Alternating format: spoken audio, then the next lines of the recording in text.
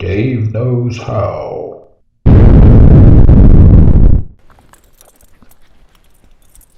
Mwah. What's that baby doing? Papa's little girl.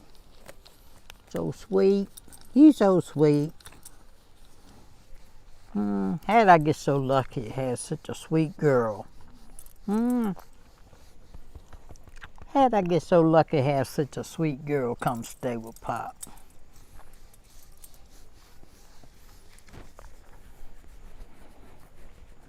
You want your butt scratched? Okay.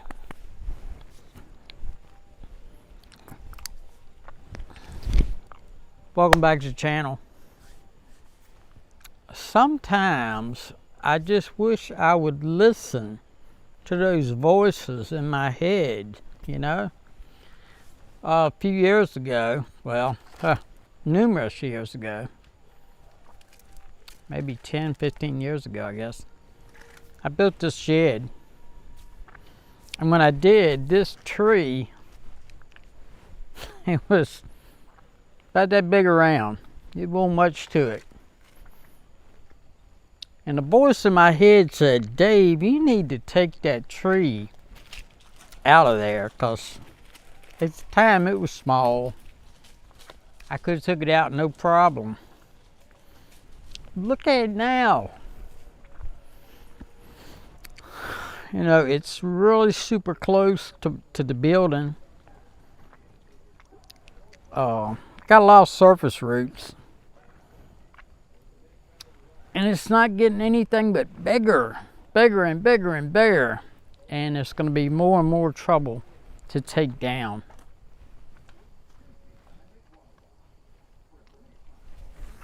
Anyway, every year after that, I kept hearing that voice in my head say, you need to take that tree down, Dave, before it gets too big. And look at it now.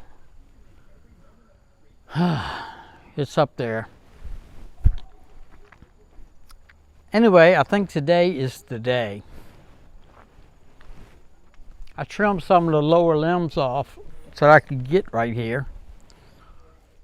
Yeah, this thing's got limbs growing over on the roof. The squirrels, they run across here and up and down and carry on.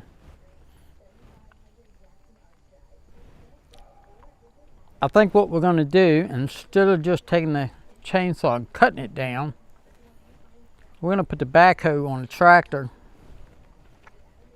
And we're going to come over here and see if we can't break some of these roots loose. It kind of looks like the roots on this tree are surface roots. I'm going to see if we can't break some of them up. I got one that's going up underneath the building right here. It's probably going to, it may do some damage, I don't know. And we're going to get up there with a rope and tie it off up there. And we're going to try to pull this tree over. Either right through here or chain it off to that tree and pull it over that way. I don't know. I don't know what we're doing. The first thing we're going to do is get the backhoe over here, do a little digging, see just how much root we can break out of here. May not be able to break any of it out of here, I don't know, but we're going to find out. So let's get on with it. Okay, so as you can see right here, we're just kind of pecking along, you know, at these roots. And there is a method to the madness. You know, we're not trying to hook the bucket up under a root and try to jerk it out. That's a good way to damage your backhoe. So, you know, we're basically pecking and raking at these roots sort of gently. And our hope is that, you know, we're not trying to brutally break these roots in half. We're trying to shred them. shred them down to the point where they will easily break in half. And especially back behind the tree, in between the tree and the shed, we don't have a lot of room to dig in there. And this root ball has a lot of roots up underneath it. It was a whole lot more roots up underneath it than what I thought it was. And they were very tightly woven, which made it even more difficult.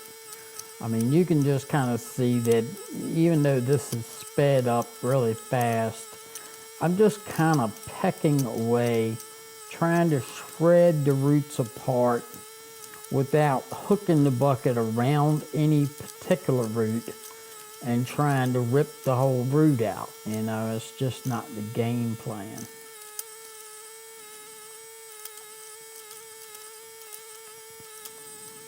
And before we started pecking at this ground, we did get a heavy-duty chain and a ladder, climbed up this tree a little ways, and fastened the chain around. You know, it's not real high. It's probably about maybe about 28, 30 feet high. Maybe not even quite that high. It might be around 26 feet probably high.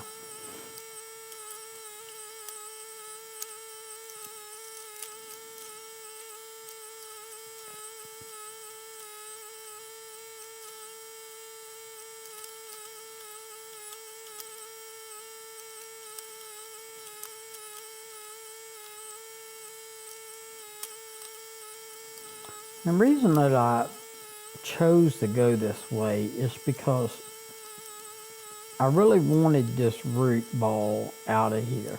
You know, I wanted this stump completely gone. Because I'm thinking about maybe putting something right here to park the tractor. I'm thinking about maybe parking the tractor right here. This is kind of like a hillside. But it's not so steep that I couldn't just park the tractor there. So, and you can see up in between the tree and this building, it's a pretty tight fit with that 16-inch bucket. It was kind of difficult digging over there, and I managed to dig down deep enough all the way around this tree, except for in between the tree and the building. And you'll see later in the video where that actually cost me by not, you know, continuing to try to dig down. I should have kept pecking at it over there, but I kind of gave up on it and figured, oh, it'll come on down, it ain't gonna hurt nothing. But I wish I would have continued to dig a little bit more over there. Right here, we're just kind of pushing the dirt up out of the way just to make room, you know, make room for more dirt, and reposition the tractor so that we can, you know, fully dig around the entire area of this tree. I'm trying not to get too crazy and have too big of a hole out here either. Even though anytime you dig up a tree like this, you're gonna have you know, a somewhat larger hole than what you think. But you know what? If you cut it down with a chainsaw and you grind the stump up with a stump grinder, if you try to get all them roots out with a stump grinder, you're gonna end up with just as big a hole. So, you know, 6 is one, half a dozen is the other, I guess. Now right here you can see we've got chains hooked up, we've got a chain fall. This is I think it's either a 3 or 3.5 ton chain hoist.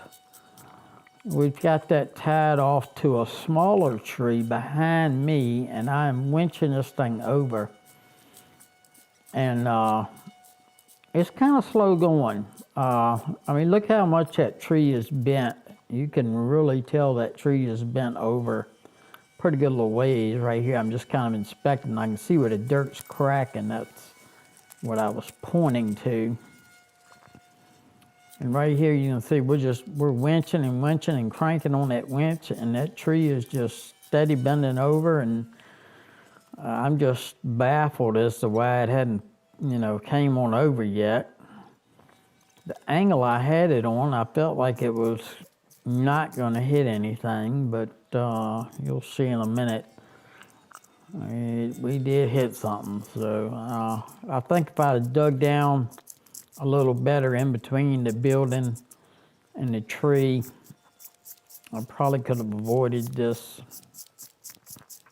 little mishap. But look how far that thing is leaned over. That thing is really leaned over, and it still hadn't fallen. It's actually gradually falling on its own right now.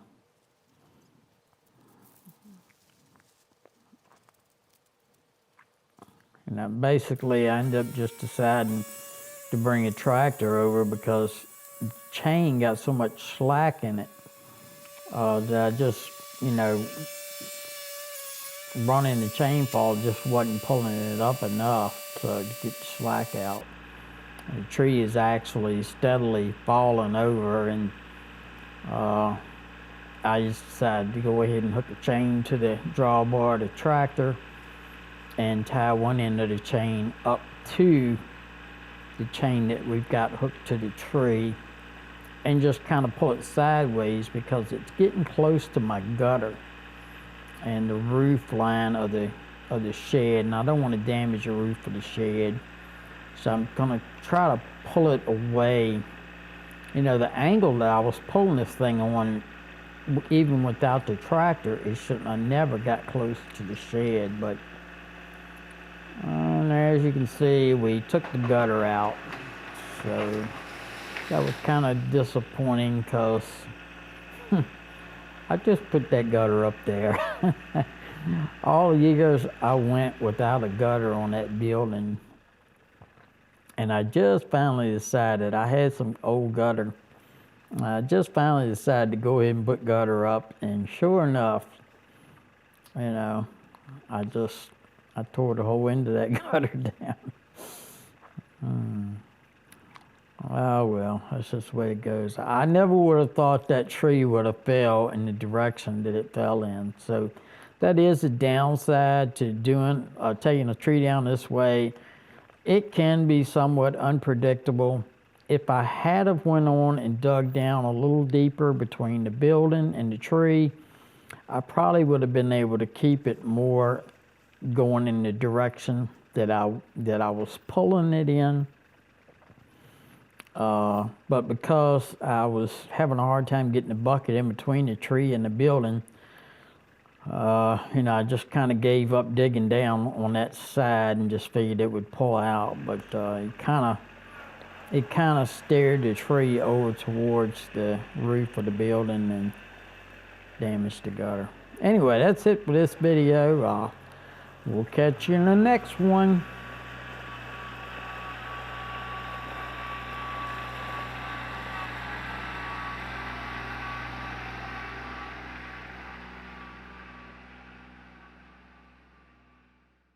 Don't forget to rate, comment, and subscribe.